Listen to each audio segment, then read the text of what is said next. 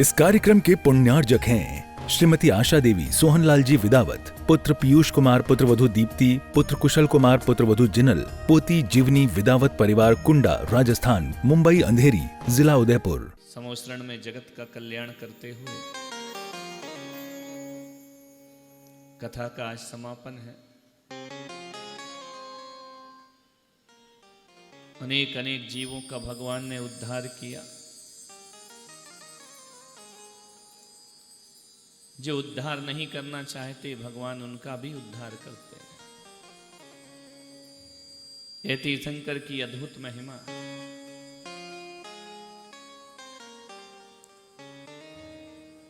जिनके भाव कल्याण के नहीं उनका भी उद्धार करते हैं भगवान।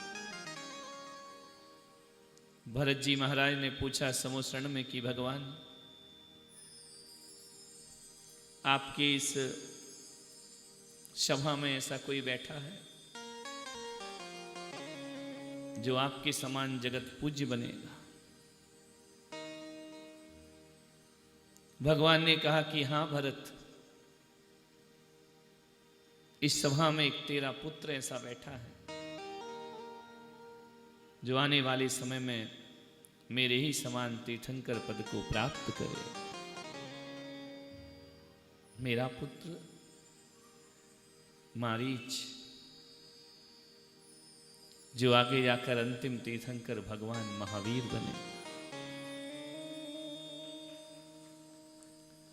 मारीच के कानों में शब्द पड़ते हैं कि मैं भगवान बनूंगा, तीर्थंकर बनूंगा।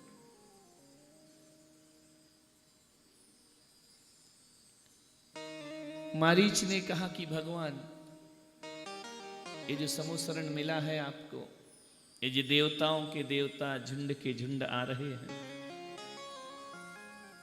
ये पशु, ये मनुष्य, ये मुनि, ये आरिकाएं सब तुम्हारे द्वार पर आ रहे हैं।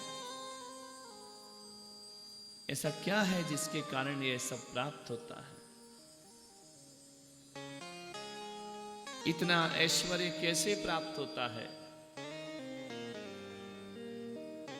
भगवान ने कहा कि जो तीर्थंकर प्रकृति का बंद करते हैं उन मोक्षगामियों को यह सब ऐश्वर्य की प्राप्ति होती है।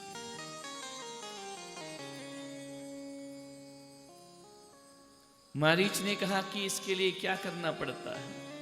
बोले घोर तपश्चरण करो।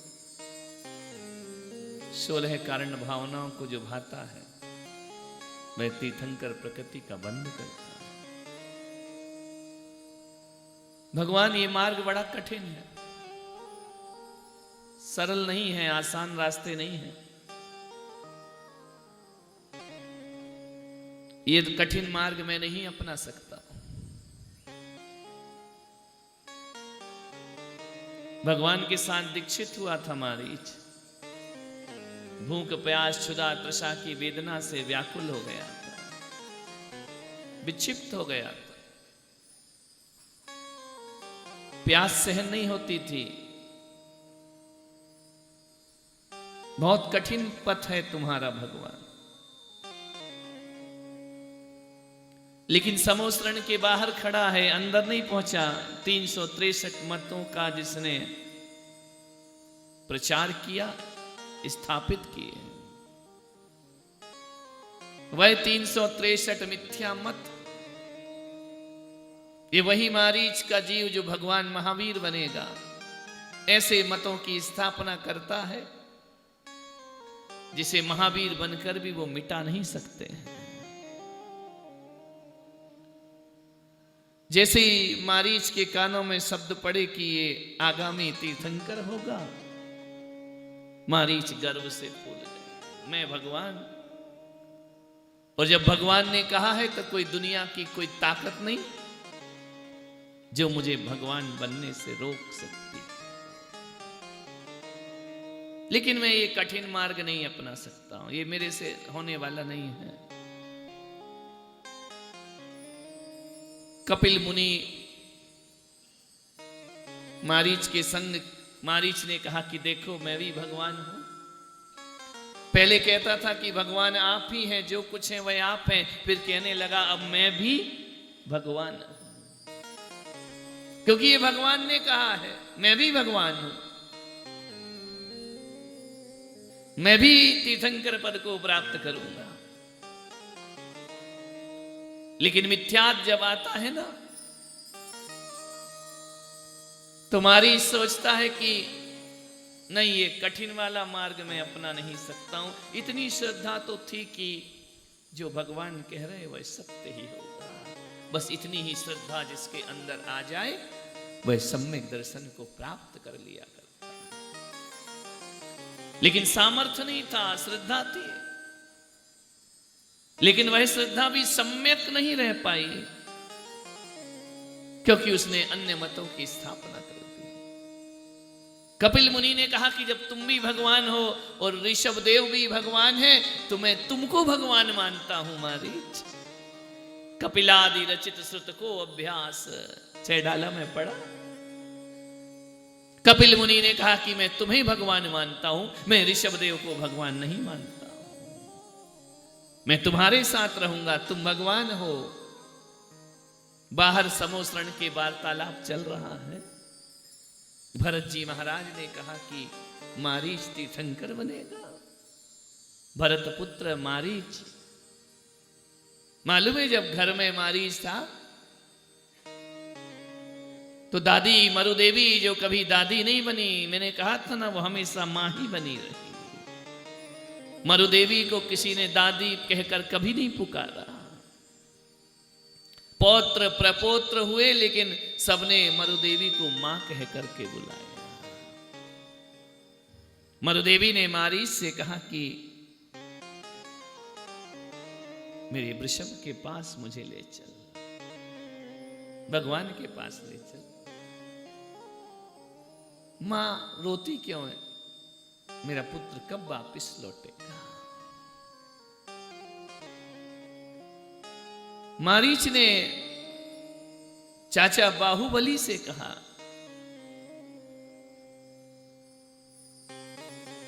कि मैं क्या बनूं, चक्रवर्ती बनूं या आप जैसा बलशाली बनूं या भगवान जैसा तीर्थंकर बनूं?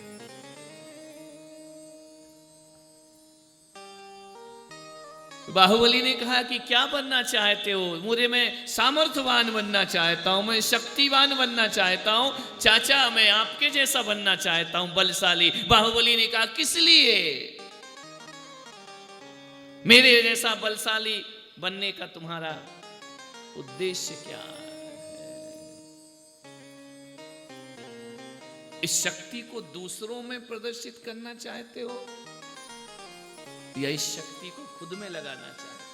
शक्तिशाली 2 तरह के लोग हुआ करते हैं। एक वो लोग होते हैं शक्तिशाली जो अपनी शक्ति का दूसरों पर उपयोग करते हैं, और एक वो होते हैं जो अपनी शक्ति का उपयोग करके परम कैवल्य को प्राप्त किया करते हैं, चारित्र को प्राप्त किया करते हैं। बताओ मारीच, तुम क्या बनना चाहते हो? ये शक्ति क्यों प्राप्त करना चाहते हो? सामर्थ्यवान क्यों बनना चाहते हो? जगत को जीतने के लिए या खुद को जीतने के लिए? असमंजस में है मारीच की, मैं बनूं क्या?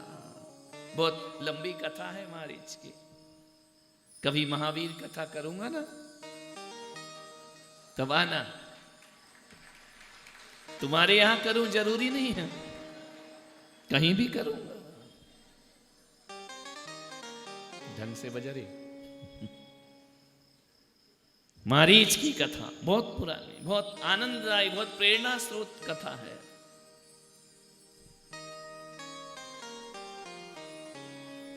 लेकिन आज समय कम है। भरत जी बाहर निकले, जटाजूट धारण किए मारीच मिथ्या मत को प्रचारित करने वाला। भरत जी ने जाकर देखा मारीच को, नयन मिलाए। मारीच ने भी नयन मिलाए। पिता, मैं तीर्थंकर बनूंगा, ऐसा भगवान ने बोला है ना। भरत जी ने कहा कि मैं तुम्हें प्रणाम नहीं करता। क्यों? मैं भी भगवान, दादा भी, पितामह भी भगवान, मैं भी भगवान। भरत ने कहा मैं तुम्हें प्रणाम नहीं करूंगा, क्योंकि तुमने मिथ्या वेश धारण किया। तुम अवश्य भगवान बनोगे, मैं तुम्हारे आने वाली पर्याय को शत शत प्रणाम करूंगा, लाख लाख बार प्रणाम करूंगा, लेकिन मारीच मैं तुम्हारे इस भेष की वंदना कभी नहीं कर सकता हूं। तुम सोचो कि कठोर तापसी का वेश धारण करके भरत जी तुम्हें प्रणाम करेंगे, भरत तुम्हें कभी प्रणाम नहीं करता है। भरत तुम्हारे वेश को कभी भी सम्मान नहीं देगा। तुमने भगवान के विरुद्ध काम किया है, लेकिन पिता मुझसे वो सहन नहीं होता है। सहन नहीं होता है तो मिथ्या मत का प्रचार क्यों किया? तुम्हारे लिए अयोध्या के दरबार खुले थे, वापिस लौट कर आ सकते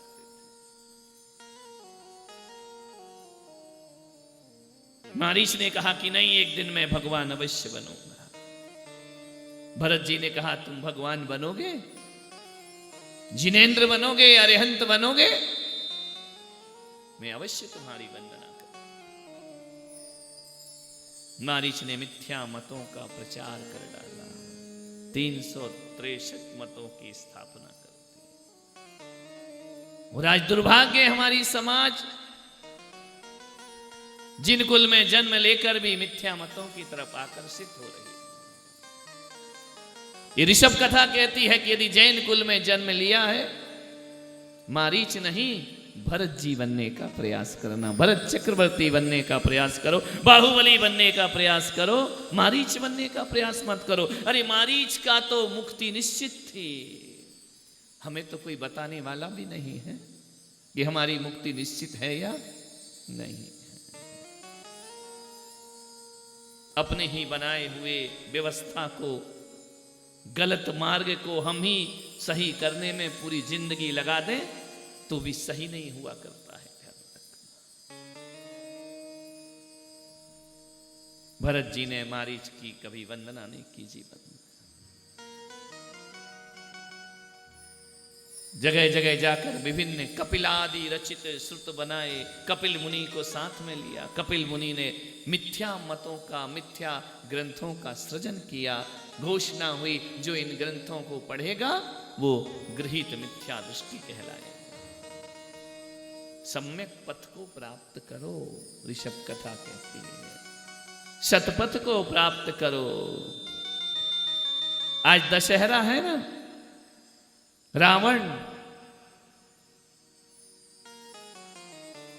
रावण का पथ, मारीच का पथ। रावण में भले ही अहंकार था, लेकिन रावण में पश्चाताप भी था। तुम्हारे पास अहंकार बहुत है लेकिन पश्चाताप नहीं है, और उसी अकड़ में हम जीते जीते अपनी जिंदगी को बर्बाद करते। मारीच का जीवन, रावण के पास वासना थी,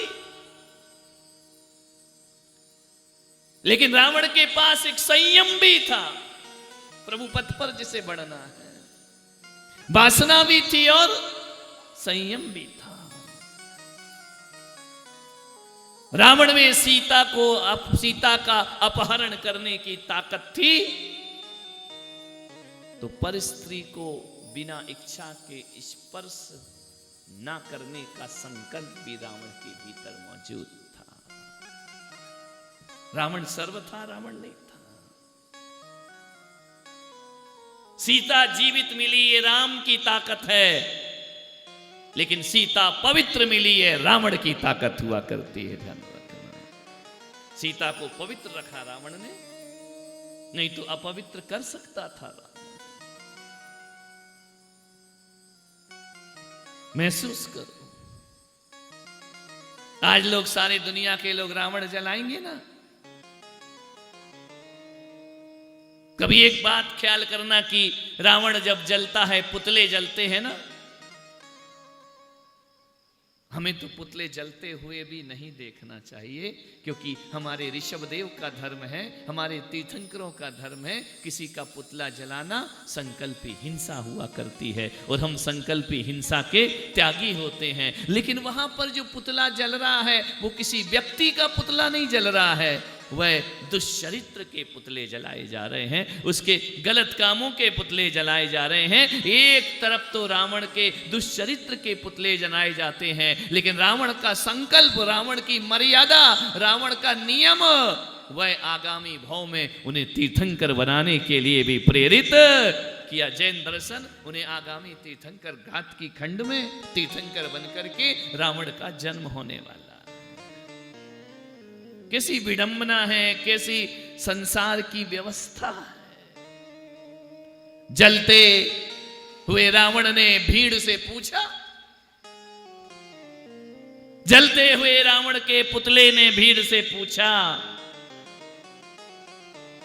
कि मुझे पहला तीर वही लगाए जो राम हो। पूरी सभा से पूछा, मुझे जलाने का अधिकार किसको? राम को। कितने राम हैं इस दुनिया में मालूम है? रावण के 10 शीश थे, ऐसा कहा जाता है। रावण के 10 शीश थे तो आंखें कितनी होंगी? बोलो, 20 होंगी ना, इतना गणित तो आता है। रावण के 10 शीश थे ऋषभदेव वालों, आंखें 20 थी। 10 शीश और 20 आंखें, वो 20 आंखें एक सीता पर टिकी थी। तुम्हारा एक शीश है और 2 आंखें, कितनों पर टिकती है? असली रावण कौन है? 20 आंखें एक सीता को देखती हैं और तुम्हारी 2 आंखें कहां कहां नहीं देखती है। ईमानदारी से अपने अंतस में झांकना। मंदिर में जाते हो ना, तो देखो या ना देखो, कोई रूप सी सौंदर्य स्त्री आ जाए तो पूजा करते करते नजर पड़ जाए तो एक बार नहीं 2 बार तो नजर उठती है कि नहीं उठती है?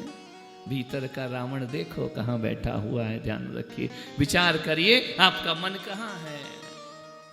कभी बना है मन तू किस किस पे नहीं फिसला। कभी बना राम की सीता, कभी बना कृष्ण की राधा, तो कभी बना सिद्धार्थ की त्रिशला। रे पापी मन तू किस किस पे नहीं फिसला। इस कार्यक्रम के पुण्यार्जक थे श्रीमती आशा देवी सोहनलाल जी विदावत, पुत्र पीयूष कुमार, पुत्रवधू दीप्ति, पुत्र कुशल कुमार, पुत्रवधू जिनल, पोती जीवनी विदावत परिवार, कुंडा, राजस्थान, मुंबई अंधेरी, जिला उदयपुर।